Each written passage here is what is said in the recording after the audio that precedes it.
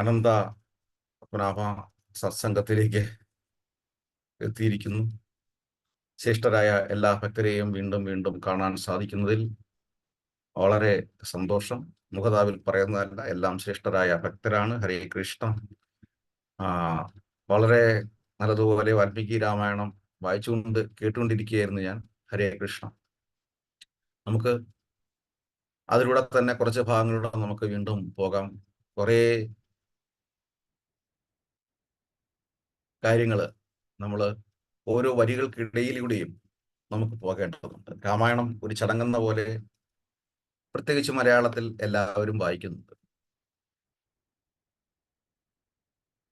അതേസമയം അതിലെ എന്താണ് ഭഗവാൻ പറയുന്നു തരുന്നത്, എന്താണ് ഭഗവാന്റെ പൊരുൾ, അത് ചോദിച്ചു കഴിഞ്ഞാൽ ആർക്കും അറിയത്തില്ല. അമ്പലത്തിലും വായിക്കുന്നുണ്ടല്ല. രാമായണം വളരെ രാമായണമാണെങ്കിലും ഭാഗവതമാണെങ്കിലും ഭഗവത്ഗീതയാണെങ്കിലും ശ്രദ്ധയോടെയാണ് വായിക്കേണ്ടത്. എന്താണ് ശ്രീരാമചന്ദ്ര പ്രഭു പറയുന്നത്, എന്താണ് കൃഷ്ണൻ അർജുനനോട് സംസാരിക്കുന്നത്, എന്തിനു വേണ്ടിയിട്ടാണ്, എന്താണ് നമ്മുടെ ജീവിതത്തിന്റെ ഉദ്ദേശം, എന്തുകൊണ്ട് ഈ പാപങ്ങൾ നമുക്ക് പ്രയാസങ്ങൾ അനുഭവപ്പെടുന്നു. ചിലരെപ്പോഴും പറയേണ്ട തലവരയാണ്. ഈ തലവര എങ്ങനെ മാറ്റാം? ഇതെല്ലാം ശ്രീമദ് ഭാഗവതത്തിലും ഭഗവത്ഗീതയിലും രാമായണത്തിലും പറഞ്ഞു തരുന്നുണ്ട്. ഇതെല്ലാം നമ്മുടെ വിശുദ്ധ ഗ്രന്ഥങ്ങൾ എന്ന് പറയുന്നത് തികച്ചും പ്രാവർത്തികവും അതേസമയം തെളിവിന്റെ അടിസ്ഥാനത്തിൽ എഴുതിയിരിക്കുന്നതുമാണ്. അതുകൊണ്ടാണ് എന്തൊക്കെ പ്രശ്നങ്ങളുണ്ടെങ്കിലും ഈ ഗ്രന്ഥം ഇപ്പോഴും നിലനിൽക്കുന്നതും നാളെയും നിലനിൽക്കും. ഈ ഗ്രന്ഥമുണ്ട്, അല്ലെങ്കിൽ ഭഗവാൻ ഉണ്ട് എന്നതിന്റെ തെളിവ് തന്നെയാണ് എപ്പോഴും വിവാദങ്ങൾ ഉണ്ടാകുന്നത്. സാങ്കല്പികമായ ഒന്നിനെ കുറിച്ച് ചർച്ച ചെയ്യത്തില്ലല്ലോ. നമ്മൾ ഏതെങ്കിലും ഈ കടങ്കഥകൾ വായിച്ചു കഴിഞ്ഞാൽ അതിനെപ്പറ്റി ചർച്ച ചെയ്യാറുണ്ടോ? ആരെങ്കിലും ഉണ്ടോ? ഉണ്ടോ? ഹരേ കൃഷ്ണ. ഞാൻ പറയുന്നത് കേൾക്കുന്നുണ്ടോ? ഉണ്ട് പ്രഭു. ഹരിബോൾ. ഹരി കൃഷ്ണ. കടങ്കഥകൾ നമ്മൾ ചർച്ച ചെയ്യാറുണ്ടോ? ഇല്ല. ഒരിടത്തൊരിടത്തൊരിടത്തൊരിടത്തൊരിടത്തൊരു പൂപ്പനുണ്ടായിരുന്നു. ആ കഥകളൊക്കെ നമ്മൾ വായിക്കുകയും പറയുകയും ഒക്കെ ചെയ്തു. ഇപ്പൊ ചർച്ച ചെയ്യുന്നുണ്ടോ? ഇല്ല. ഇല്ല. അതിന്റെ കാരണം അതൊരു കടങ്കഥയാണ്, പഴങ്കഥയാണ്, സാങ്കല്പികം. അതുകൊണ്ട് തന്നെ ചർച്ച ചെയ്യപ്പെടേണ്ട ആവശ്യമില്ല. പക്ഷെ ഇത് യാഥാർത്ഥ്യമായതുകൊണ്ടാണ് ചർച്ച ചെയ്യപ്പെടുന്നത്. ഇതാണ് ഏറ്റവും കൂടുതൽ വലിയൊരു തെളിവ്. ഇതിനപ്പുറത്തോട്ട് നമ്മളൊന്നും സംസാരിക്കേണ്ട ആവശ്യമില്ല ഇതിനെക്കുറിച്ച്. അപ്പം അതുകൊണ്ട് തന്നെയാണ് എക്കാലത്തും ഭഗവാൻ ഉണ്ടാകുമ്പോൾ അസുരന്മാരും ഉണ്ടാകും. അതില് വിഷമിക്കേണ്ട ആവശ്യവുമില്ല. ഹരേ കൃഷ്ണ. അപ്പം നമ്മൾ കഴിഞ്ഞ ആഴ്ച രാമായണത്തിന്റെ ഒരു ഭാഗം, ബാലകാണ്ഡവും ആരണ്യകാണ്ഡത്തിന്റെ കുറച്ച് തുടക്കം ഭാഗങ്ങളും എല്ലാം നമ്മൾ പഠിച്ചു. രാമ രാമ രാമ രാമ രാമ രാമ പാഹി മാം, രാമപാദം ചേരണേ മുകുന്ദ രാമ പാഹി മാം. ആധ്യാത്മിക രാമായണത്തിന്റെ ആദ്യത്തെ കുറച്ച് വരികൾ ആർക്കെങ്കിലും ചെല്ലാൻ പറ്റുമോ? രാമ രാമ ശ്രീരാമ രാമ രാമ ശ്രീരാമ. ഹരേ കൃഷ്ണ. ശ്രീരാമ രാമ രാമ ശ്രീരാമചന്ദ്ര ജയ, ശ്രീരാമ രാമ രാമ ശ്രീരാമഭദ്ര ജയ, ശ്രീരാമ രാമ രാമ സീതാഭിരാമ രാമ, ശ്രീരാമ രാമ രാമ ലോകാഭിരാമ ജയ, ശ്രീരാമ രാമ രാമ രാവണാന്തക രാമ, ശ്രീരാമ മമ ഹൃദി രമതാം രാമ രാമ, ശ്രീരാഘവാത്മാ രാമ, ശ്രീരാമ രമാപദേ, ശ്രീരാമ രമണീയ വിഗ്രഹ നമസ്തുതേ, നാരായണായ നമോ നാരായണായ നമോ നാരായണായ നമോ നാരായണായ നമ. ശ്രീരാമനാമം പാടി വന്ന പൈങ്കിളി പെണ്ണേ, ശ്രീരാമചരിതം നീ ചൊല്ലിടുമടിയാതെ, ശാരിക പൈതൽ താനും വന്ദിച്ചു വന്ദ്യന്മാരെ, ശ്രീരാമസ്മൃതിയോടെ പറഞ്ഞു തുടങ്ങിനാൽ. ഹരേ കൃഷ്ണ ഹരേ കൃഷ്ണ കൃഷ്ണ കൃഷ്ണ ഹരേ ഹരേ, ഹരേ രാമ രാമ രാമ രാമ ഹരേ ഹരേ. നമുക്കെല്ലാം ഗുരുവിന്റെ അനുഗ്രഹത്തോടെയാണ് തുടങ്ങേണ്ടത്. ഇവിടെ ശ്രീമദ് മഹാഭാഗവതം പാർവതീദേവിയോട് മഹാദേവര് പറഞ്ഞു കൊടുത്തതുപോലെ ദാ ഇന്ദു രാമായണവും സാക്ഷാ ശ്രീ മഹാദേവര് ഗുരുസ്ഥാനത്ത് നിന്നുകൊണ്ട് പാർവതി ദേവിക്ക് പറഞ്ഞു കൊടുക്കുകയാണ്. നമ്മള് ലക്ഷ്മണോപദേശം എല്ലാം കേട്ടു. ശ്രീരാമേന്ദ്ര പ്രഭുവിന്റെ കൂടെ നമ്മൾ സഞ്ചരിക്കുകയാണ്.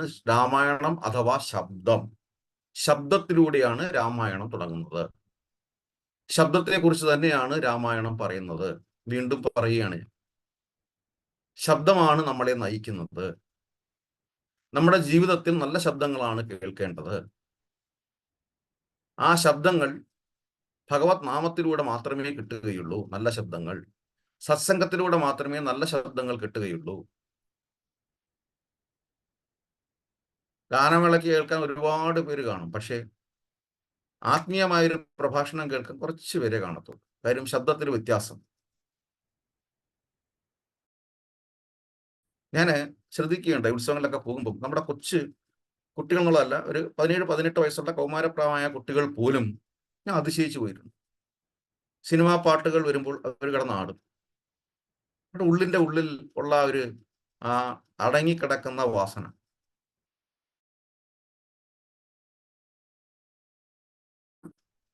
അവർക്ക് ചെറിയൊരു നാണമാണ്, അത് ചെല്ലാനൊരു മടി.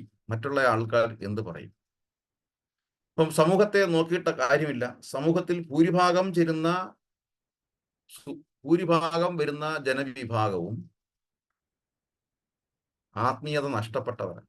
അതാണ് കലികാലത്തിന്റെ പ്രത്യേകത. ആ കലികാലത്തിൽ രക്ഷപ്പെടാനുള്ള ഭഗവത് സന്ദേശവുമായിട്ടാണ് നമ്മുടെ ഗുരുക്കന്മാർ ഇവിടെ വന്നിരിക്കുന്നത്. സാക്ഷാൽ ഭഗവാൻ ഇവിടെ നമ്മുടെ മുന്നിൽ അവതരിച്ചതിന്റെ ലക്ഷ്യം എന്താണോ അത് പറഞ്ഞു തരാൻ വേണ്ടിയിട്ടാണ് നമ്മുടെ ഗുരുക്കന്മാർ ഇവിടെ എത്തിയത്. അങ്ങനെ വാൽമീകി മഹർഷിയുടെ ആശ്രമത്തിൽ ശ്രീരാമചന്ദ്ര പ്രഭു എത്തുകയാണ്. അതിനു മുമ്പായിട്ടാണോ ഭരതൻ വരുന്നത്? ആണോ? രാമായണം വായിച്ചു വരാറുണ്ട്?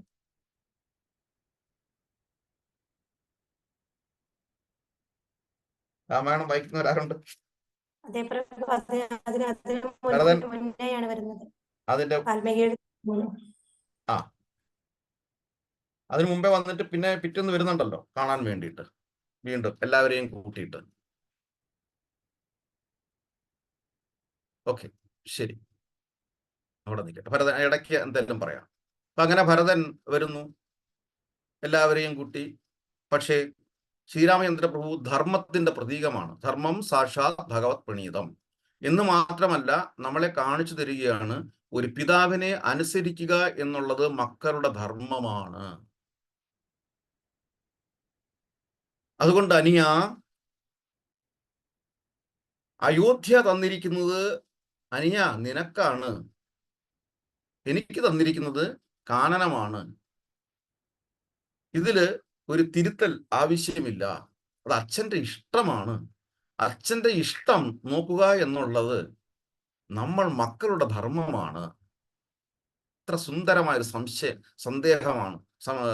സന്ദേശമാണ് നമുക്ക് തന്നിരിക്കുന്നത് രാമായണത്തിലൂടെ. അങ്ങനെ ഭരതൻ തിരിച്ചു പോകും. പക്ഷേ എങ്ങനെയാ തിരിച്ചു പോകുന്നത്? ശ്രീരാമചന്ദ്ര പ്രഭുവിന്റെ മെതിയടികളുമായിട്ടാണ് പോകുന്നത്. ഈ മെതിയടിയാണ് ഇനി രാജ്യം ഭരിക്കുന്നത്. ഈ മെതിയടിയെ സേവനം ചെയ്തിട്ടാണ് ഞാൻ 14 വർഷവും ഉപവസിക്കാൻ പോകുന്നത്. ഉപവാസമാണ്. പിന്നെ ഭരതൻ ഉപവാസമായിരുന്നു 14 വർഷവും. ഇതൊക്കെയാണ് നമ്മൾ പഠിക്കേണ്ടത്. നമ്മൾ മാസത്തിൽ 2 ഏകാദശി എടുക്കാൻ പറഞ്ഞാൽ പോലും വളരെ പാടാണ്. ആ കാര്യങ്ങളിലേക്ക് വരുന്നുണ്ട്. അപ്പോഴാണ് 14 വർഷം ഭരതൻ ഉപവസിച്ചത്. ഭഗവാന്റെ പാദങ്ങളുടെ മഹത്തരമല്ല നമ്മൾ മുമ്പും ചർച്ച ചെയ്തിട്ടുണ്ട്. 19 ചിഹ്നങ്ങളുള്ള ഭഗവാന്റെ ആ പാദങ്ങൾ, അത് നമ്മുടെ ഹൃദയത്തിൽ നമ്മൾ പതിച്ചു കഴിഞ്ഞാൽ, ഭഗവാന്റെ ആ പാദമുദ്രകൾ നമ്മുടെ ഹൃദയത്തിൽ നമുക്ക് കാണാൻ കഴിഞ്ഞു കഴിഞ്ഞാൽ നമ്മുടെ ജീവിതത്തിൽ സമാധാനമായി. അതുവരെ നമുക്ക് സമാധാനക്കേട് തന്നെ ഉണ്ടാകും. കാര്യം ഈ ലോകം എന്ന് പറയുന്നത് ദുഃഖാലയം, അശാശ്വതം. മറ്റാർക്കും അതിനെ മാറ്റിത്തരാൻ പറ്റില്ല. യഥാർത്ഥ കടത്തുകാരൻ എന്ന് പറഞ്ഞു കഴിഞ്ഞാൽ ഭഗവാൻ മാത്രമേ ഉള്ളൂ. ഭഗവാന്റെ വള്ളം വന്നെങ്കിൽ മാത്രമേ നമുക്ക് ഇവിടെ നിന്ന് രക്ഷപ്പെടാൻ പറ്റുകയുള്ളൂ. അതിന് ഭഗവാന്റെ വള്ളം വരണമെന്നുണ്ടെങ്കിൽ ഭഗവാനെ പേര് വിളിക്കണം. റോഡിലെ കൂടെ പോകുന്ന ബസ്സുകൾക്ക് പ്രത്യേകം പേരുണ്ട്. ശരിയല്ലേ? ഉണ്ടോ ഇല്ലേ? ഉണ്ടോ? ഉണ്ട്. അപ്പം ഉച്ചയ്ക്ക് കൊല്ലത്ത് നിന്ന് മറ്റൊരിടത്തേക്ക് 1 മണിക്ക് ഒരു വണ്ടി വരുമെന്ന് പറഞ്ഞു കഴിഞ്ഞാൽ അതിന്റെ പേര് നമ്മൾ പറയും. വേറെ ഏതെങ്കിലും പേര് പറഞ്ഞു കഴിഞ്ഞാൽ ഈ ബസ് തന്നെ നമ്മൾ നോക്കി നിൽക്കുമോ? നോക്കി നിൽക്കത്തില്ല. പേര് മാറിയാണ് നോക്കി നിൽക്കുന്നത്. അപ്പോൾ ഈ ബസ് അങ്ങ് പോകും, നമുക്ക് അറിയത്തുമില്ല. ശരിയല്ലേ? പിന്നെ ആയിരിക്കും അയ്യോ ഞാൻ ബസ്സിന്റെ പേര് തെറ്റിയാ പറഞ്ഞു പോയത് എന്ന് പറയില്ലേ? ഇല്ലേ? അബദ്ധം അന്നേരം ഓർമ്മിക്കും. ഇല്ലേ? ആണോ? ആണോ അല്ലേ? അതുപോലെ തന്നെയാണ് ഭഗവാന്റെ നാമം പഠിച്ച് ഭഗവാന്റെ നാമം തന്നെ ജപിച്ച് ഭഗവാനെ തന്നെ വിളിച്ചുകൊണ്ടിരുന്നാൽ മാത്രമേ ഭഗവാന്റെ വള്ളം വരുമ്പോൾ നമുക്ക് ആ വള്ളത്തിൽ കയറാൻ പറ്റത്തുള്ളൂ. ഇല്ലെങ്കിൽ ഭഗവാൻ വെള്ളം തുഴഞ്ഞുകൊണ്ട് അങ്ങ് പോകും. ഇത് എന്റെ സ്റ്റോപ്പല്ല എന്ന് ഭഗവാൻ പറയും. ഞാൻ അതിലൂടെ വന്നിരുന്നു. ഭഗവാൻ പറയും ഞാൻ അതിലൂടെ വന്നിരുന്നല്ലോ, പക്ഷെ നീ കൈ കാണിച്ചില്ല. കൈ കാണിക്കാത്തതുകൊണ്ട് ഞാൻ നിർത്തിയിട്ടില്ല. ഞാനിങ്ങനെ പൊയ്ക്കൊണ്ടേയിരിക്കും. ആര് കൈ കാണിക്കുന്നുവോ അവിടെ ഞാൻ നിർത്തും. ഞാൻ അവരെ വിളിച്ചു കയറ്റും.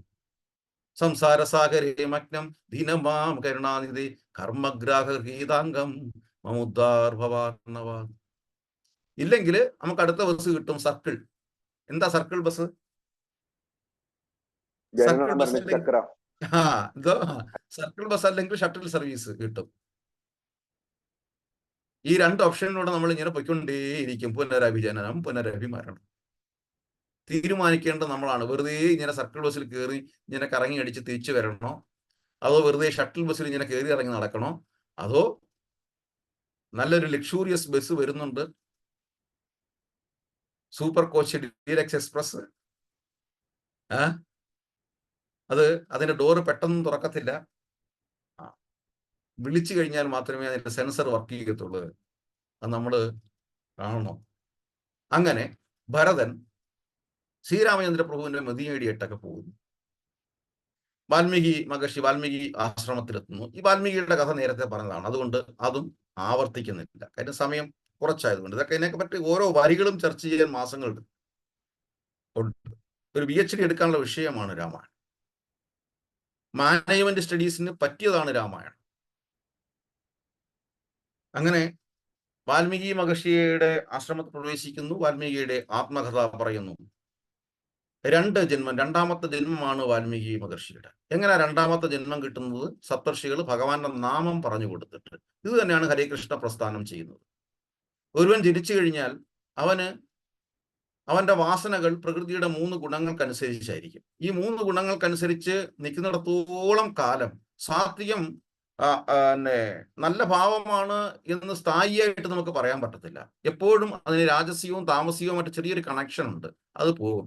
അപ്പൊ സാത്വിക സ്വഭാവത്തിന്റെ റേറ്റിംഗ് നമ്മളിൽ ഒരു 30% ഉള്ളൂ എങ്കിൽ തീർച്ചയായിട്ടും ഇത് രാജസിക സ്വഭാവത്തിലേക്ക് മാറാൻ ഉള്ള ടെൻഡൻസി കാണിക്കും. അതേസമയം 90% നിൽക്കുകയാണെങ്കിൽ അതിനെ നമുക്ക് വീണ്ടും വളർത്തിയെടുത്ത് കുറയ്ക്കാതെ നമുക്ക് ശ്രമിക്കാം. ചില കുട്ടികൾക്ക് മാർക്ക് ഒരു പരീക്ഷയ്ക്ക് കുറവാണെങ്കിൽ അടുത്ത പരീക്ഷയ്ക്ക് കൂടുതലായിരിക്കും. ചിലപ്പോൾ അവൻ അടുത്ത പരീക്ഷയ്ക്ക് വീണ്ടും ഒരുപാട് കുറവായിരിക്കും. എന്ന് പറയുന്നത് പോലെയാണ് ഈ സാത്വികം, രാജസികം, താമസികം എന്ന ഗുണത്തിന്റെ സവിശേഷതകൾ. കാര്യം ഇത് 3ലും കൂടെയാണ് നമ്മൾ നടക്കുന്നത്. അപ്പൊ അതിന്റെ ഗന്ധം കൂടുതൽ കുറവുകൾ ചിലപ്പോൾ അനുഭവപ്പെടാം. ഗന്ധം അനുഭവപ്പെടുന്നത് വഴി നമ്മുടെ ശരീരവും മനസ്സും അതുപോലെ പ്രവർത്തിക്കും. ഗന്ധം പ്രകൃതിയിൽ നിന്നാണ് വരുന്നത്. അപ്പൊ അതിനെ തരണം ചെയ്യാൻ, ഇതിൽ നിന്ന് പുറത്തു വരണം. അപ്പൊ അതിനു വേണ്ടിയിട്ട് നാമജപം ആവശ്യമാണ്. വെറുതെയുള്ള നാമജപം പറ്റത്തില്ല, ഗുരുവിൽ നിന്ന് സ്വീകരിക്കണം. അവിടെയാണ് ദ്വിജന്മം എന്ന് പറയുന്നത്. അത് തന്നെയാണ് ഹരേകൃഷ്ണ പ്രസ്ഥാനം നമുക്ക് വിശാലമായിട്ട് അനുകമ്പയോടെ ചെയ്തു തരുന്നത്. രക്ഷപ്പെടാനുള്ള ഒരേ ഒരു മാർഗം. എല്ലാവരും പറയും സമയമായിട്ടില്ല. ഞാൻ കേൾക്കുന്നതാണ്. എന്നോടും പറഞ്ഞിട്ടുണ്ട്. സമയമായിട്ടില്ല പ്രഭു, അടുത്തതിന് നോക്കാം പ്രഭു എന്ന് പറയും. എന്താണ് സമയമാകാത്തത് എന്ന് മനസ്സിലാവുന്നില്ല. ഈ സമയമാകാത്തത് അല്ലെങ്കിൽ സമയം അത് ഒരു ധൈര്യക്കുറവ് കൊണ്ടാണ്, ആത്മധൈര്യക്കുറവ്, വേറൊന്നുമല്ല.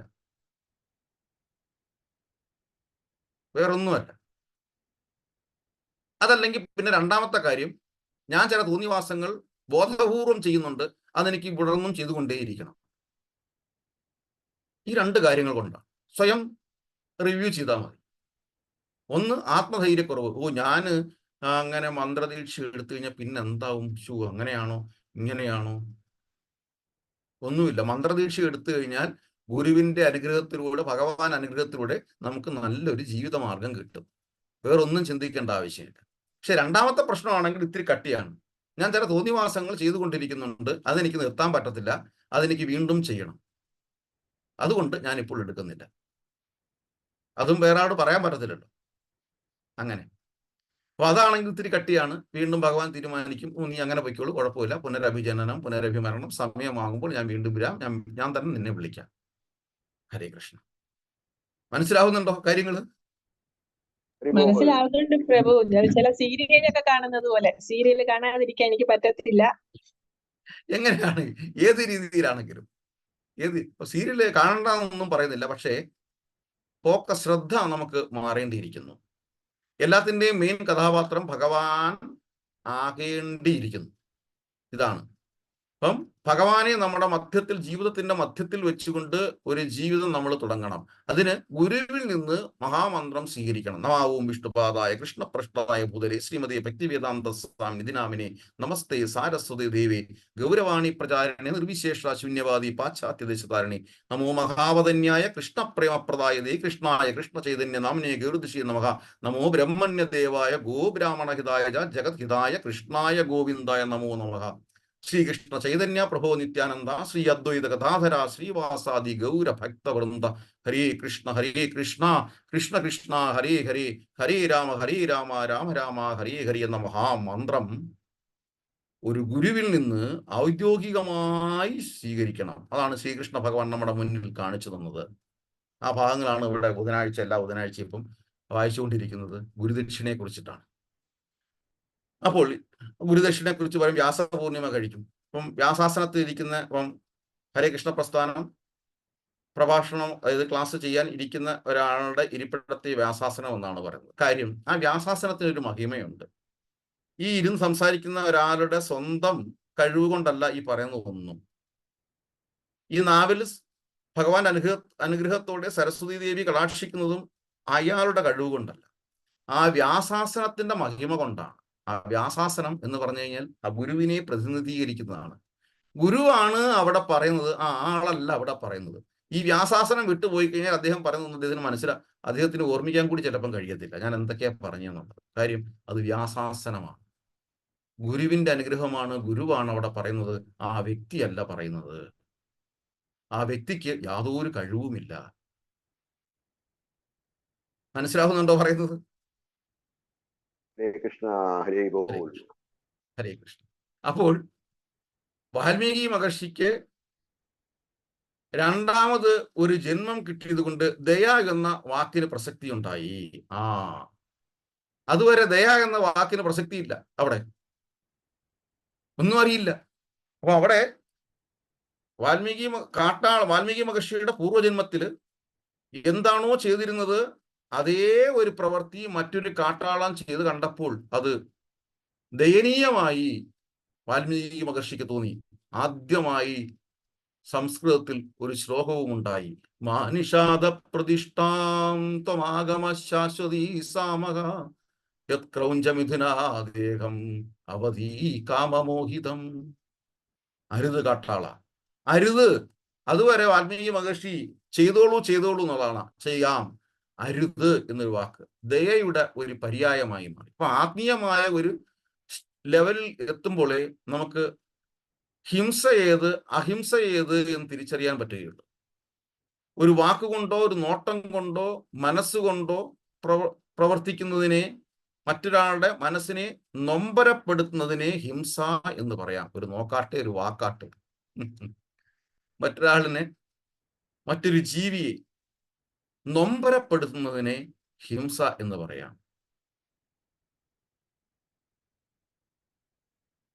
അപ്പോൾ മറ്റൊരു ജീവിയെ യാതൊരു തരത്തിലും നൊമ്പരപ്പെടുത്താതിരിക്കുന്നതിനെയാണ് അഹിംസ എന്ന് പറയുന്നത്. അത് ദയ കൊണ്ടാണ്. അങ്ങനെ വാൽമീകി മഹർഷിയുടെ ആത്മകഥകളെല്ലാം നമുക്ക് വായിക്കാൻ പറ്റും.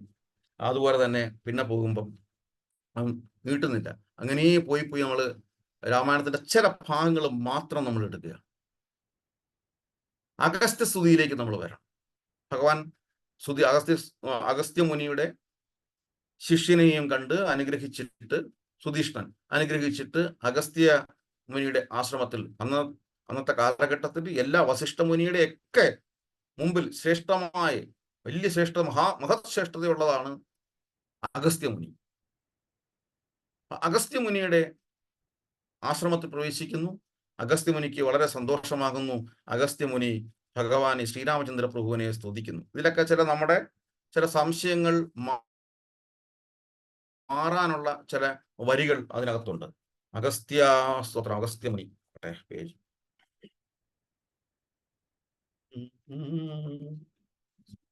രാമ രാമ രാമ രാമ രാമ രാമ പാഹി മാം, രാമപാദം ചേരണി മുകുന്ദ രാമ പാഹി മാം. ആർക്കെങ്കിലും വായിക്കാൻ പറ്റുമോ കുറച്ച് ഭാഗങ്ങൾ? ശ്രീപാദാംബുജം നിത്യം ധ്യാനിച്ചു വസിച്ചു ഞാൻ. അഗസ്ത്യ മുനി ഭഗവാനെ വായിച്ചോളൂ. ഹരേ കൃഷ്ണ. ഹരേ കൃഷ്ണ. നീ വരുന്നതും താഴോട്ട് തള്ളിയിട്ടേ. ശ്രീപാദാംബുജം നിത്യം ധ്യാനിച്ചു വസിച്ചു ഞാൻ, ലോക സൃഷ്ടിക്കു മുന്നമേഘനായ ആനന്ദനായി, ലോകകാരണൻ വികൽപ്പോവാദി വിരഹിതൻ, തന്നുടെ മായ തനിക്കാശ്രയഭൂതയായി, തന്നുടെ ശക്തിയെന്നും പ്രകൃതി മഹാമായ നിർഗുണനായ നിന്നെ ആവരണം ചെയ്തിട്ടു തദ്ഗുണങ്ങളെ അനുസരിപ്പിച്ചിടുന്നതും, നിർവ്യാജം വേദാന്തികൾ ചൊല്ലുന്നു നിന്നെ മുന്നം, ദിവ്യമാവ്യാകൃതമെന്നു പനിഷദോഷാൽ, മായാദേവിയെ മൂലപ്രകൃതിയെന്നും ചൊല്ലും, മായാതീതന്മാരെല്ലാം സംസ്കൃതിയെന്നും ചൊല്ലും.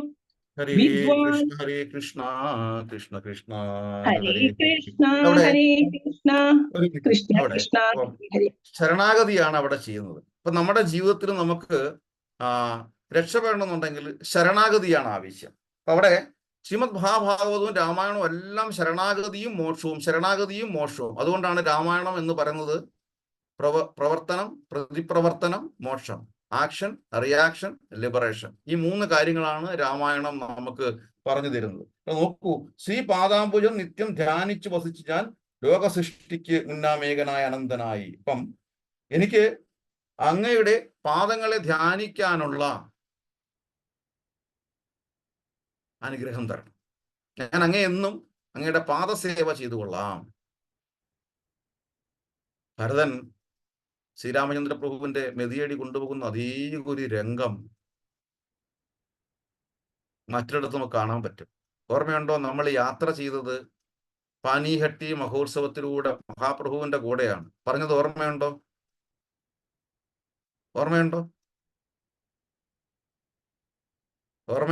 ഹരേ കൃഷ്ണ.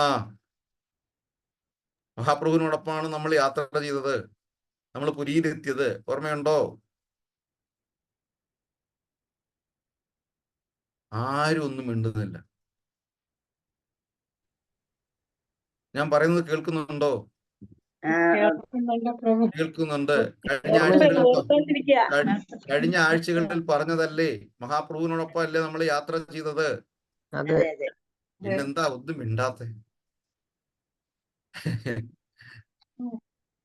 ഭഗവാൻ മഹാപ്രഭുവിന്റെ കൂടെയാണ് നമ്മൾ പാനീഹട്ടി മഹോത്സവത്തിൽ വെച്ചിട്ടാണ് മഹാപ്രഭുവിനെ കണ്ടുമുട്ടുന്നത്. അവിടുന്ന് മഹാപ്രഭുവിന്റെ കൂടെയാണ് നമ്മൾ യാത്ര ആരംഭിച്ചത്. അവിടെ മഹാപ്രഭു തന്റെ ഗ്രാമത്തിൽ എത്തിയിരിക്കുന്നു എന്നറിഞ്ഞിട്ട് മാതാവ് മഹാപ്രഭുവിനെ കാണാൻ വരുന്നുണ്ട്, മഹാപ്രഭുവിനെ വെച്ച് ഊട്ടുന്നുണ്ട്. ഇല്ലേ? ഇതെല്ലാം നമ്മൾ പഠിച്ചിട്ടുള്ളതല്ലേ, കേട്ടിട്ടുള്ളതല്ലേ? മഹാപ്രഭുവിന്റെ പത്നി വിഷ്ണുപ്രിയയും അവിടെ എത്തി. മഹാപ്രഭുവിനെ ഒളിച്ചാണ് നോക്കിയത്. മഹാപ്രഭു വിളിച്ചു. വിഷ്ണുപ്രിയയുടെ കണ്ണിൽ നിന്ന് വെള്ളം ധാരധാരയായി ഒഴുകി. മഹാപ്രഭു എന്ത് വേണമെന്ന് ചോദിച്ചു. വിഷ്ണുപ്രിയ പറഞ്ഞു, എനിക്ക് മറ്റൊന്നും വേണ്ട പ്രഭു, അങ്ങയുടെ മെതിയടികൾ എനിക്ക് കിട്ടിയാൽ കൊള്ളാമായിരുന്നു. ആ മെതിയടിയെ സേവനം ചെയ്ത് ഞാൻ ദിവസങ്ങൾ കഴിച്ചു കൊള്ളാം എന്ന് പറഞ്ഞു. മഹാപ്രഭു അപ്പോൾ തന്നെ ആ മെതിയടി, മഹാപ്രഭുവിന്റെ പാദമുദ്രകൾ മുദ്രണം ചെയ്ത ആ മെതിയടി തന്റെ പത്നി വിഷ്ണുപ്രിയയുടെ കരങ്ങളിലേക്ക് വെച്ചു കൊടുത്തു. വിഷ്ണുപ്രിയ തന്റെ സാരി തലപ്പ് കൊണ്ട് ആ കരങ്ങളിൽ വെച്ചിട്ട് ആ മെതിയടികൾ ഹൃദയത്തിലേക്ക് ഏറ്റുവാങ്ങി. അത്രയും പരിപാവനമാണ് ഭഗവാന്റെ പാദങ്ങൾ എന്ന് പറയുന്നത്. ആ പാദങ്ങളെ സേവനം ചെയ്യാൻ നമുക്ക് എപ്പോഴും സാധിക്കട്ടെ, ഏതൊരവസ്ഥയിലും സാധിക്കട്ടെ. നമുക്ക് പ്രാർത്ഥിക്കാം. ഹരേ കൃഷ്ണ കൃഷ്ണ കൃഷ്ണ ഹരേ ഹരേ, ഹരേ രാമ രാമ രാമ ഹരേ ഹരേ. ഇവിടെ അതുപോലെ അഗസ്ത്യമുനിയും ഭഗവാന്റെ പാദങ്ങളിൽ ശരണാഗതി പ്രാപിക്കുന്നു. സർവധർമാൻ പരിത്യജ്യ മാം ഏക ശരണം വ്രജഃ, അഹം ത്വാം സർവപാപേഭ്യോ മോക്ഷയിഷ്യാമി മാ ശുചഃ. എല്ലാ ധർമ്മങ്ങളും നമുക്ക് വെടിയേണ്ടിയിരിക്കുന്നു. കാര്യം ഒരൊറ്റ ധർമ്മം, പരമമായ ധർമ്മം, ആ ധർമ്മത്തിലൂടെ പോകും മറ്റെല്ലാ ധർമ്മത്തിലും നമുക്ക് എത്താൻ സാധിക്കും. ആ ധർമ്മത്തെ ശ്രദ്ധിച്ച് നമ്മൾ മുന്നോട്ട് പോവുക. അതുതന്നെയാണ് ഭഗവാൻ അർജുനനോട് പറഞ്ഞത് നമുക്ക് വേണ്ടിയിട്ട്. സർവധർമാൻ പരിത്യജ്യ അർജുന, എല്ലാ ധർമ്മങ്ങളും നീ മറന്നേക്ക്. അതിലൊക്കെ നിന്ന് കഴിഞ്ഞാൽ നിനക്ക് എന്നിലെത്താൻ വളരെ താമസമെടുക്കും. അതുകൊണ്ട് നീ പെട്ടെന്ന് എൻ്റെ അടുത്തേക്ക് വരൂ, ഞാനെന്ന ധർമ്മത്തിലേക്ക് വരൂ. അങ്ങനെയാണെങ്കിൽ അഹം ത്വാം സർവപാപേഭ്യോ മോക്ഷയിഷ്യാമി മാ ശുചഃ, നിന്റെ പാപങ്ങളെല്ലാം ഞാൻ എടുത്തു കളയാം. അങ്ങനെ വന്നിട്ട് വീണ്ടും അഗസ്ത്യസ്തുതിയുടെ താഴോട്ട് വരികൾ തള്ളിയിട്ട് താഴോട്ട് വരണേ. ബ്രഹ്മാവും വിഷ്ണുതാനും രുദ്രനും ഉണ്ടായി വന്നു. ബ്രഹ്മാവും വിഷ്ണുതാനും രുദ്രനും ഉണ്ടായി വന്നു. ലോക സൃഷ്ടിക്ക് രജോ ഗുണമാശ്രയിച്ചല്ലോ. ആ 3-4 വരികൾ അങ്ങനെ വായിക്കാൻ പറ്റുമോ? ബ്രഹ്മാവും വിഷ്ണുതാനും രുദ്രനും ഉണ്ടായി വന്നു. ലോക സൃഷ്ടിക്ക് രജോ ഗുണമാശ്രയിച്ചല്ലോ. ലോകേശനായ ദാതാ നാഭിയിൽ നിന്നുണ്ടായി. സത്വമാം ഗുണത്തിങ്കൽ നിന്നു രക്ഷിപ്പാൻ വിഷ്ണു, രുദ്രനും തമോ ഗുണം കൊണ്ടു സംഹരിപ്പാനും. ബുദ്ധിജാതകളായ വൃത്തികൾ ഗുണത്രയം നിത്യമംശിച്ചു ജാഗ്രൽ സ്വപ്നവും സുഷ്ടപ്തിയും. ഇവറ്റിനെന്നെല്ലാം സാക്ഷിയായ ചിന്മയൻ ഭവാൻ, നിവൃത്തം നിത്യനേകനവ്യയനല്ലോ നാഥ. ഹരേ കൃഷ്ണ. അവിടെ പറഞ്ഞത് നോക്കണം. ബ്രഹ്മാവ് വിഷ്ണു മഹേശ്വരന്മാർ. ഇതിലെ വിഷ്ണു ഇവിടെയാണ് നമുക്ക് കൃത്യമായിട്ട് നമുക്ക് പഠിക്കാനുള്ള ചില വരികൾ. മഹാവിഷ്ണു കൃഷ്ണൻ ഒന്ന് തന്നെയാണ്, വിഷ്ണു ഓർ കൃഷ്ണ. പക്ഷേ ആ മഹാവിഷ്ണു അല്ല ഇവിടെ ത്രിമൂർത്തികളിൽ നിൽക്കുന്നത്, ഭഗവാന്റെ മറ്റൊരു അംശ അവതാരമായിട്ടുള്ളത്. ബ്രഹ്മാവ് വിഷ്ണു മഹേശ്വരൻ, ഈ ഗുണത്രയങ്ങൾ, ഇതിനെല്ലാം സാക്ഷിയായിട്ട് സാക്ഷാൽ ശ്രീകൃഷ്ണ ഭഗവാൻ അവിടെ നിൽക്കുക. എവിടെ? ഗോലോക വൃന്ദാവനത്തിൽ. അപ്പൊ നമ്മുടെ ആ മഹത്തത്വം എന്ന് പറയുന്നത് 84 ലക്ഷം ജീവജാലങ്ങള്, അതിനു മുകളിൽ 33 കോടി ദേവതമാര്, അതിന് മുകളിൽ ബ്രഹ്മാ വിഷ്ണു മഹേശ്വരൻ, അതിന് മുകളിൽ പ്രകാശം.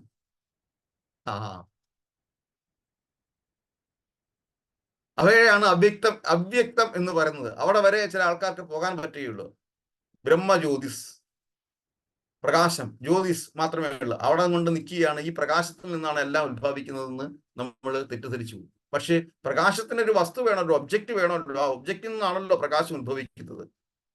ആ പ്രകാശമാണ്. ആ പ്രകാശത്തിന് മുകളിൽ, ജ്യോതിസിന് മുകളിൽ സാക്ഷാൽ രാധാ പരമേശ്വരൻ, രാധാകൃഷ്ണ ദമ്പതികൾ ഗോലോക വൃന്ദാവനത്തിൽ,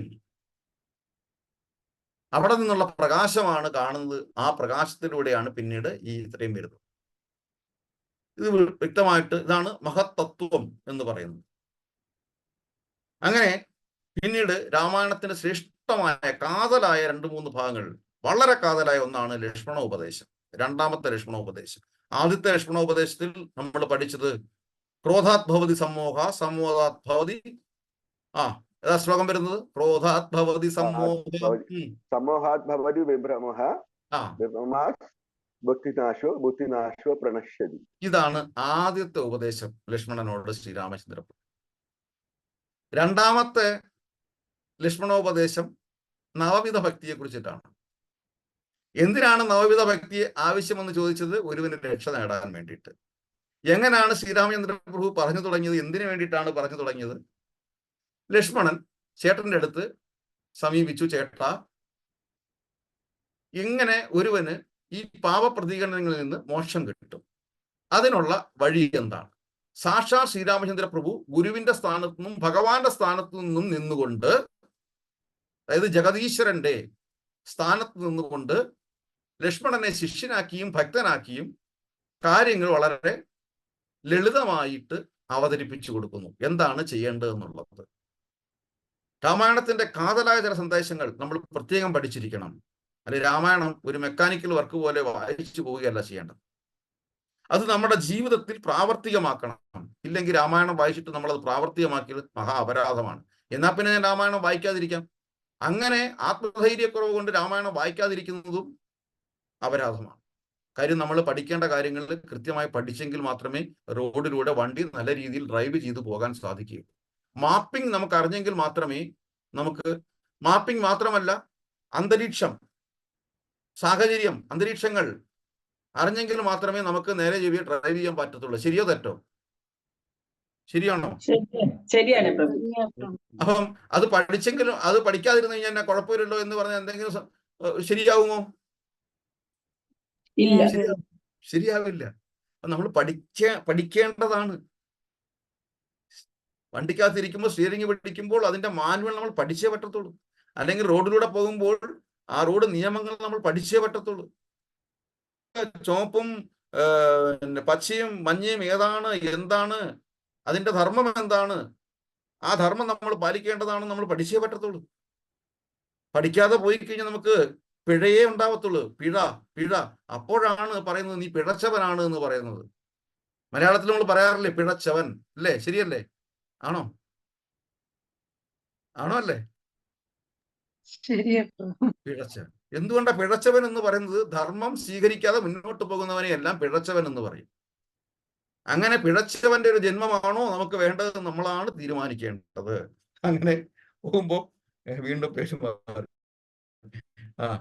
ലക്ഷ്മണോപദേശത്തില് നമ്മളെത്തും. ലക്ഷ്മണോപദേശം എടുക്കട്ടെ. 193 പേജ്. എന്തോ? 193.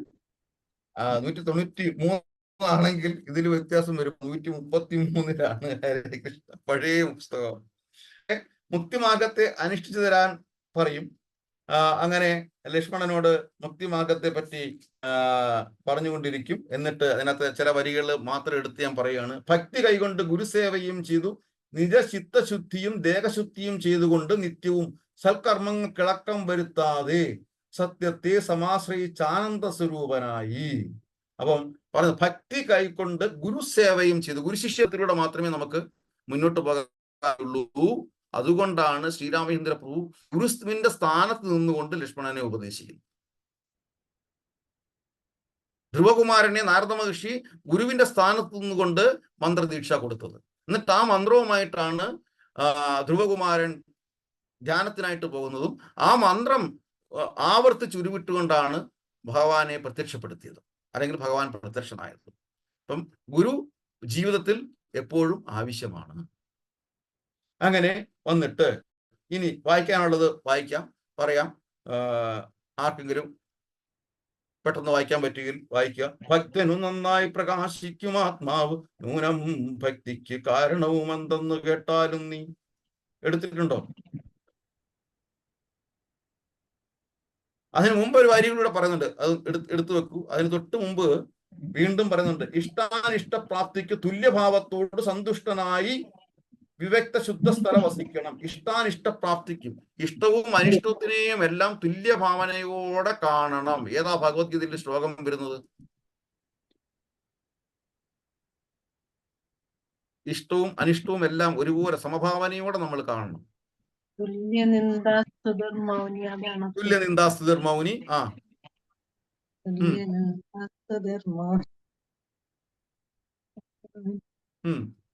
പിന്നെയുണ്ട് മാത്രാ സ്പർശാസ്തു കൗന്ദേയ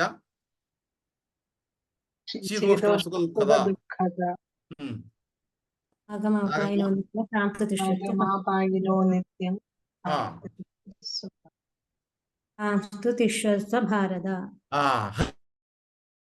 ഹരേ കൃഷ്ണ.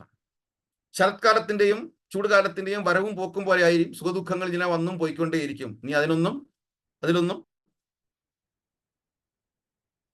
അതിലൊന്നും പെട്ടുപോകണ്ട. അതിനെയെല്ലാം ഒരേപോലെ കണ്ടിട്ട് വീണ്ടും മുന്നോട്ട് യാത്ര ചെയ്യുക, എന്റെ പാദങ്ങളെ ലക്ഷ്യമാക്കി. ഇല്ലേ? ശരിയല്ലേ പറഞ്ഞത്? ആണോ? അങ്ങനെയാണോ? എടുത്തോ ശ്ലോകം, വിവർത്തനം എടുത്തു. എന്നിട്ട് ഭക്തന് നന്നായി പ്രകാശിക്കും ആത്മാവ്. വായിക്കാം വാക്കെങ്കിലും. ഭക്തനു നന്നായി. ഞാൻ വായിപ്പിക്കുന്നത് രാമായണം സ്വന്തം നാവ് കൊണ്ടൊന്ന് വായിക്കട്ടെ. വായിക്കട്ടെ. ഭക്തനു നന്നായി പ്രകാശിക്കും ആത്മാവ്, ന്യൂനം ഭക്തിക്കു കാരണവും എന്തെന്നു കേട്ടാലും നീ.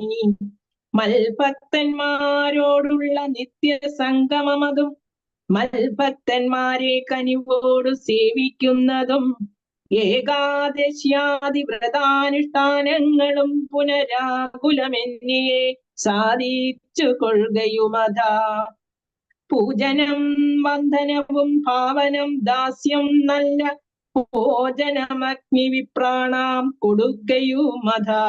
മൽക്കഥാ പാഠ ശ്രവണങ്ങൾ ചെയ്യുകയും മുതാ മൽഗുണനാമങ്ങളെ കീർത്തിച്ചു കൊള്ളുകയും സന്തതമിത്തമെങ്കൽ വർദ്ധിക്കും ജനങ്ങൾക്കൊരന്തരം വരാതൊരു ഭക്തിയുണ്ടായി വരും. ഭക്തി വർദ്ധിച്ചാൽ പിന്നെ മറ്റൊന്നും വരേണ്ടതിൽ ഉത്തമോത്തമന്മാരായുള്ളവർ വരല്ലോ. ഭക്തി. ഹരേ കൃഷ്ണ ഹരേ കൃഷ്ണ കൃഷ്ണ കൃഷ്ണ ഹരേ രാമ രാമ രാമ. വളരെ സമ്മറൈസ് ചെയ്തിട്ടാണ് ലക്ഷ്മണനോട് പറഞ്ഞു കൊടുക്കുക. കാര്യമായ ചില വിവരങ്ങൾ. ലക്ഷ്മണ, ഞാൻ നേരത്തെ പറഞ്ഞു, ഗുരു ശിഷ്യബന്ധം ഉണ്ടാകണം. അതേപോലെ ഇനി എന്താ വേണ്ടത്? മത്ഭക്തന്മാരോട് നിത്യസംഗമം. അതാണ് നമ്മളിവിടെ കൂടിയിരിക്കുന്നത്. എപ്പോഴും സത്സംഗങ്ങൾ ഉണ്ടാവണം. സജ്ജനവുമായി സമ്പർക്കം ചെയ്തുകൊണ്ടേയിരിക്കണം. സജ്ജനവുമായി സമ്പർക്കം ഇരുന്നെങ്കിൽ മാത്രമേ നല്ല ശബ്ദങ്ങൾ നമുക്ക് കേൾക്കാൻ പറ്റുകയുള്ളൂ. അല്ലെങ്കിൽ അയലോക്കത്തെ പരദൂഷണ ശബ്ദമായിരിക്കും നമുക്ക് കേൾക്കുന്നത്, അല്ലെങ്കിൽ മന്ധരയുടെ ശബ്ദങ്ങളായിരിക്കും നമ്മുടെ കർണങ്ങളിൽ കേൾക്കുന്നത്. അപ്പോൾ ആ ശബ്ദത്തിനനുസരിച്ച് മാത്രമേ നമുക്ക് മുന്നോട്ട് പോകാൻ സാധിക്കുകയുള്ളൂ. നല്ല ശബ്ദങ്ങൾ കേൾക്കണം. നമ്മുടെ കർണപുടങ്ങൾ എപ്പോഴും ശബ്ദങ്ങളെ ആകർഷിക്കാൻ പറ്റുന്ന ഒരു വസ്തുവാണ്. ഇപ്പൊ ഏത് ശബ്ദത്തെ ആകർഷിക്കണം എന്നുള്ളത് ബുദ്ധി കൊണ്ട് നമ്മൾ തീരുമാനിക്കണം. അങ്ങനെ ആ ശബ്ദത്തിലൂടെ ലക്ഷ്മണ, അതുകൊണ്ട് എപ്പോഴും സജ്ജന സമ്പർക്കം ഉണ്ടായിരിക്കണം. അവരെപ്പോഴും നാമം ചെയ്യും, അവരെപ്പോഴും ഭഗവാന്റെ സ്തുതികൾ പറഞ്ഞുകൊണ്ടേയിരിക്കും.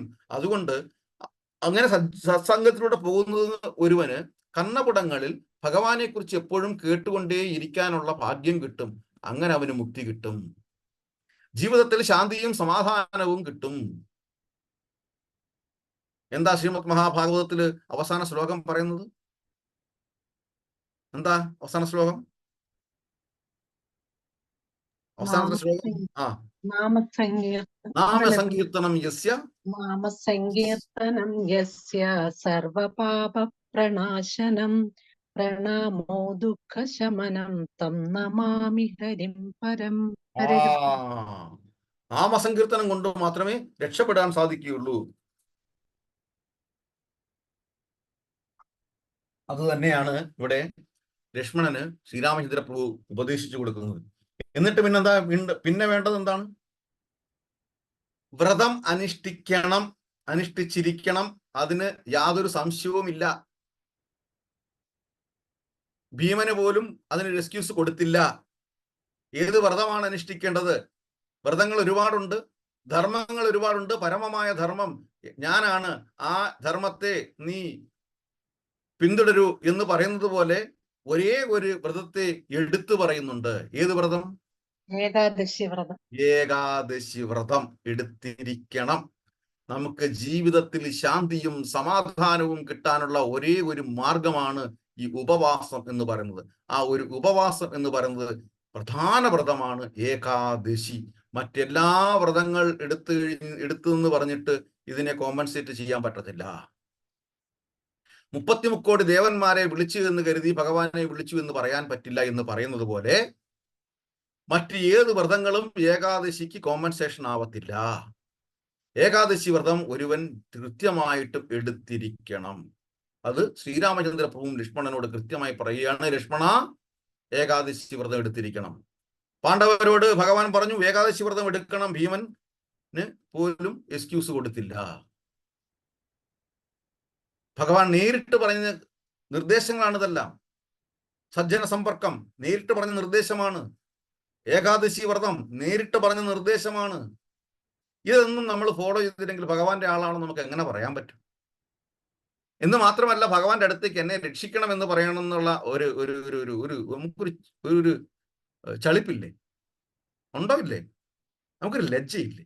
നമുക്കൊരു നാണം വേണ്ടേ? ഭഗവാൻ പറഞ്ഞിട്ടുള്ള കാര്യങ്ങൾ നമ്മൾ കേൾക്കാതെ ചെന്നിട്ട് ഭഗവാനെ എന്നെ രക്ഷിക്കണം എന്ന് പറയുന്നതിന് നമുക്കൊരു ഒരു ഉളുപ്പില്ലേ? ഉണ്ടോ? ഇല്ലേ? മനസ്സിൽ തോന്നേണ്ടതല്ലേ? മനുഷ്യനാവും തോന്നത്തില്ല, പക്ഷെ തോന്നേണ്ടതല്ലേ? സാധാരണഗതിക്ക് തോന്നേണ്ടതല്ലേ? ആണോ അല്ലേ? അതെ, ആണോ അല്ലേ? അതെ, തോന്നുന്നു. അതാ നമുക്കതും ഇല്ല. അപ്പോഴാണ് പണ്ടുള്ളവർ പറയുന്നത് നാണമില്ലാത്തവന്റെ ആസനത്തിൽ ആല് കിളിച്ചു കഴിഞ്ഞാലും അത് തണല് എന്ന് പറയുന്നത്, ഇല്ലേ? ആണോ? ഇങ്ങനെ നാണം കെട്ടുകൊണ്ട് വീണ്ടും ഭഗവാന്റെ അടുത്തില്ല എന്നെ രക്ഷിക്കണം. ഭഗവാൻ എന്നാലും ഹേ കൃഷ്ണ കരുണാസിന്ധു എന്ന് പറഞ്ഞിട്ട് വീണ്ടും അവനെ അനുഗ്രഹിക്കും. പക്ഷെ എന്നാലും അവൻ നേരെയാവത്തില്ല. എന്നാലും ഏകാദശി വ്രതം എടുക്കത്തില്ല. അന്ന് എനിക്ക് ഭയങ്കര കുഴപ്പമാണ്, എനിക്ക് അങ്ങ് ഛർദിൽ വരും, വയറിൽ എന്തൊക്കെയോ ഉരുണ്ട് കയറി വരും. അതേസമയം ഒരു ദിവസം കിട്ടാതിരുന്നു കഴിഞ്ഞാൽ ഒരു കുഴപ്പമില്ല. അന്ന് മുഴുവൻ രാവിലെ മുതൽ വൈകുന്നേരം വരെ ഏതെങ്കിലും സാഹചര്യത്തിൽ ആഹാരം കഴിക്കാൻ പറ്റാതെ വന്നു കഴിഞ്ഞാൽ ഒരു കുഴപ്പമില്ല, ഒന്നും തോന്നത്തില്ല. പക്ഷെ ഈ വ്രതം എടുക്കണമെന്ന് നേരത്തെ തോന്നുമ്പോഴാണ് വയറിലെ ഉരുണ്ട് കയറ്റവും എല്ലാം ഉണ്ടാവുന്നത്. ഒന്നും ഉണ്ടാവത്തില്ല. ഏകാദശി വ്രതം എടുക്കണം എന്ന് നിഷ്കർഷമായി ചിന്തിച്ചു കഴിഞ്ഞാൽ, തീരുമാനിച്ചു കഴിഞ്ഞാൽ ഒന്നും ശരീരത്തിന് ഒരു അസ്വസ്ഥതയും ഉണ്ടാവത്തില്ല. ഏകാദശി വ്രതം എടുക്കേണ്ടതാണ്. പിന്നെന്താ പറഞ്ഞത്? നവവിധ ഭക്തിയെ കുറിച്ചിട്ടാണ് പിന്നെ പറയുന്നത്. ശ്രവണം, കീർത്തനം, വിഷ്ണു സ്മരണം, പാദസേവനം, അർച്ചനം, വന്ദനം, ദാസ്യം, സഖ്യം, ആത്മനിവേദനം. ലക്ഷ്മണ, പിന്നെ വേണ്ടത് ശ്രവണം. എന്നെക്കുറിച്ച് എപ്പോഴും കേട്ടുകൊണ്ടേയിരിക്കണം. അത് പറയുന്നുണ്ട്, എന്നെക്കുറിച്ച് തന്നെ ശ്രീരാമചന്ദ്ര പ്രഭു പറയുന്നുണ്ട്, എന്നെക്കുറിച്ച് എപ്പോഴും കേട്ടുകൊണ്ടേയിരിക്കണം. ശ്രവണം, കീർത്തനം, സ്തുതിച്ചുകൊണ്ടേയിരിക്കണം, സ്മരിച്ചുകൊണ്ടേയിരിക്കണം. ഈ നവവിധ ഭക്തിയിലൂടെ മാത്രമേ ഒരുവന് മോക്ഷം കിട്ടത്തുള്ളൂ. ശ്രവണം, കീർത്തനം, സ്മരണം, പാദസേവനം, അർച്ചനം. ഈ 5 നമ്മൾ ചെയ്തു കഴിഞ്ഞാൽ ബാക്കി 4 നമ്മൾ അറിയാതെ തന്നെ കൂടെ വരും. ഈ 5 മഹാപ്രഭു പ്രത്യേകം നിഷ്കർഷിച്ചിരിക്കുന്നതാണ്. അത് നമ്മൾ കൃത്യമായി എടുത്തേ പറ്റത്തുള്ളൂ. ശ്രവണം, കീർത്തനം, സ്മരണം, പാദസേവനം, അർച്ചനം. ഈ 5 നമ്മൾ കൃത്യമായ ജീവിതത്തിൽ ഇംപ്ലിമെന്റ് ചെയ്യണം. ബാക്കി 4 കാര്യങ്ങൾ പുറകെ നമ്മൾ അറിയാതെ തന്നെ വരും, നമ്മൾ അതിലൂടെ പോകും. ഇത് മഹാപ്രഭുവിന്റെ നിർദ്ദേശമാണ്. ഈ 5 ശ്രീ ചൈതന്യ ചരിതാമൃതം വായിക്കുമ്പോൾ നമുക്കത് മനസ്സിലാക്കാൻ സാധിക്കും. അങ്ങനെ വന്നിട്ട് പിന്നെ ജടായുവിനെ കാണും. ജടായു സ്തുതിയൊക്കെ ഉണ്ട്. ജടായുവിനെ സ്തുതിക്കാൻ മുന്നോട്ട് കൂടുതൽ കാര്യങ്ങളായിട്ട് പോകുന്നില്ല. ഇതൊക്കെ നമ്മൾ രാമായണം വായിക്കും മനസ്സിലാക്കാവുന്നതാണ്. ചില തത്വവിചാരങ്ങൾ മാത്രം നമ്മൾ അതിനെ അനലൈസ് ചെയ്ത് മുന്നോട്ട് പോകുന്നു എന്നുള്ളതാണ്. ഇവിടെ എല്ലാം ശരണാഗതിയാണ്. ജടായു ആണെങ്കിലും ജടായു ഭഗവാന് വേണ്ടിയിട്ട് ജീവൻ ത്യജിക്കുകയാണ്. അതാണ് സീതാ അപഹരണം മായക്കാഴ്ചയെ കുറിച്ചാണ് പറയുന്നത്. മായക്കാഴ്ചകൾ പലതും കാണും, സ്വർണ്ണമാന്മാർ പലതും കാണും, പക്ഷേ എല്ലാം ഉള്ളി തൊലിച്ചതുപോലെയാണ്. പണ്ടത്തെ അധ്യാപകൻ ഞങ്ങൾക്ക് പറഞ്ഞു തന്നതുപോലെ ഇതെല്ലാം ഉള്ളി തൊലിച്ചതുപോലെയാണ്. തൊലിച്ചു ചെല്ലുമ്പോൾ ഒന്നും കാണത്തില്ല. അപ്പം അതിൽ കടന്ന് സമയം കളയാതെ നീ ഭഗവാനെ പ്രാർത്ഥിക്കുക, അല്ലെങ്കിൽ പഠിക്കാനുള്ളത് പഠിക്കൂ എന്ന് പറയും. അപ്പം മായക്കാഴ്ചകൾ പലതും കാണും, അതെല്ലാം മായയിലോട്ട് പോകും, നമ്മൾ അബദ്ധങ്ങളിലോട്ട് പോകും. അതിനൊന്നും പാടില്ല. ഇത് സീതാ അപഹരണത്തിലൂടെ കാണിച്ചു, സീതാ ദേവി ഇതെല്ലാം കാണിച്ചു തരുന്നതാണ്. ഒരു ഭാര്യ എങ്ങനെ ആയിരിക്കണമെന്ന് കാണിച്ചു തരുന്നതാണ്. അവിടെ രാമായണത്ത് ദുഃഖങ്ങളൊന്നുമില്ല, എല്ലാം ഉദാഹരണ സഹിതം കാണിച്ചു തരികയാണ് നമ്മളെ. അപ്പൊ അതുകൊണ്ട് ഇന്ന പേജ് വായിച്ചു കഴിഞ്ഞാൽ ദുഃഖമാണ്, ഇന്ന പേജ് വായിച്ച സന്തോഷം, ഒന്നുമില്ല.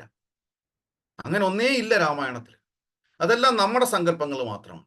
രാമായണം മുഴുവൻ പ്രായോഗികമായിട്ട് നമ്മളെ കാണിച്ചു തരുന്നതാണ്. ഒരു സ്ത്രീ എങ്ങനെയായിരിക്കണം, ഒരു പുരുഷൻ എങ്ങനെയായിരിക്കണം, ഒരു ഭർത്താവ് എങ്ങനെയായിരിക്കണം,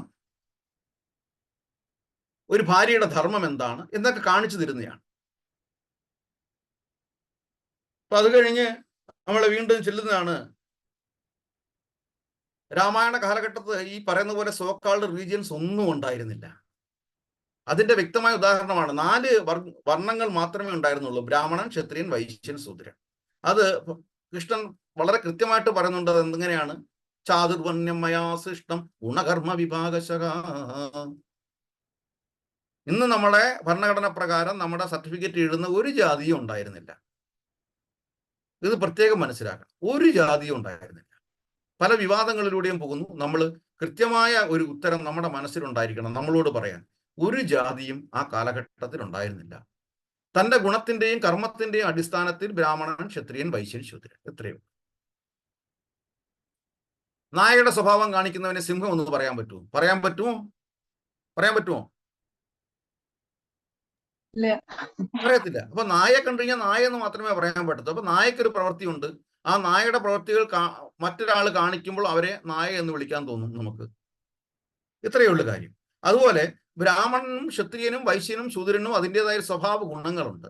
ആ സ്വഭാവ ഗുണങ്ങൾക്ക് വാൽമീകി മഹർഷിയുടെ മുൻജന്മത്തെ എന്ന് പറഞ്ഞാൽ ആ ജീവിതത്തിൽ തന്നെയുള്ള ആദ്യത്തെ ഒരു പകുതിയെ കാട്ടാളനായിരുന്നു. അത് കഴിഞ്ഞ് വന്നപ്പോൾ ബ്രാഹ്മണനായിട്ട് മാറി, വാൽമീകിയായിട്ട് മാറി. കഴിഞ്ഞാൽ ആ സ്വഭാവം കാണിച്ചു. ദൈവിക സ്വഭാവം കാണിക്കുന്ന ആരോ അവൻ ബ്രാഹ്മണൻ. ദൈവിക സ്വഭാവം ആരോ കാണിക്കുന്ന അവൻ ബ്രാഹ്മണൻ. മറ്റുള്ളവർക്ക് ഭഗവാൻ കാര്യങ്ങൾ പറഞ്ഞു കൊടുക്കുന്ന ആരോ അവൻ ബ്രാഹ്മണൻ. ഇതിനകത്ത് വേറെ ഒന്നുമില്ല. അപ്പോൾ അങ്ങനെ ആ സ്വഭാവങ്ങളെല്ലാം അതിനനുസരിച്ചിട്ടാണ്. അത് നോക്കണം. ഇപ്പൊ സപ്തർഷികള് വരുന്ന സമയത്ത് സപ്തർഷികളെ ശുശ്രൂഷിച്ചു കൊണ്ടിരിക്കുന്ന ശബരിക്ക് സപ്തർഷികളെക്കാൾ കൂടുതൽ ഒരു ഭാഗ്യം, ശ്രേഷ്ഠമായ ഭാഗ്യം കിട്ടി. ആ കാട്ടു സ്ത്രീക്ക്, ഒരക്ഷരവും അറിയാത്ത ആ കാട്ടു സ്ത്രീക്ക് ഭഗവത് ദർശനം കിട്ടി. എന്നും പൂജിച്ചു കൊണ്ടിരുന്ന സപ്തർഷികളെക്കാൾ ശ്രേഷ്ഠമായ അനുഗ്രഹം ശ്രേഷ്ഠമായ ഭാഗ്യം ശബരിക്ക് കിട്ടി. നിഷ്കളങ്കമായ ഭക്തി എന്ന് പറഞ്ഞാൽ നിഷ്കളങ്കമായിരിക്കണം, അത് അലൗകികമായിരിക്കണം, നിഷ്കാമമായിരിക്കണം. അത് ശബരിക്ക് ഉണ്ടായിരുന്നു. അതുകൊണ്ട് ശബരിക്ക് ആ ഒരു ഭാഗ്യം കിട്ടി. ശബരി വായിക്കുക. അങ്ങനെ അതേസമയം നിഷ്കളങ്കനായ മറ്റൊരു ഭക്തനുണ്ടായിരുന്ന ഗുഹൻ.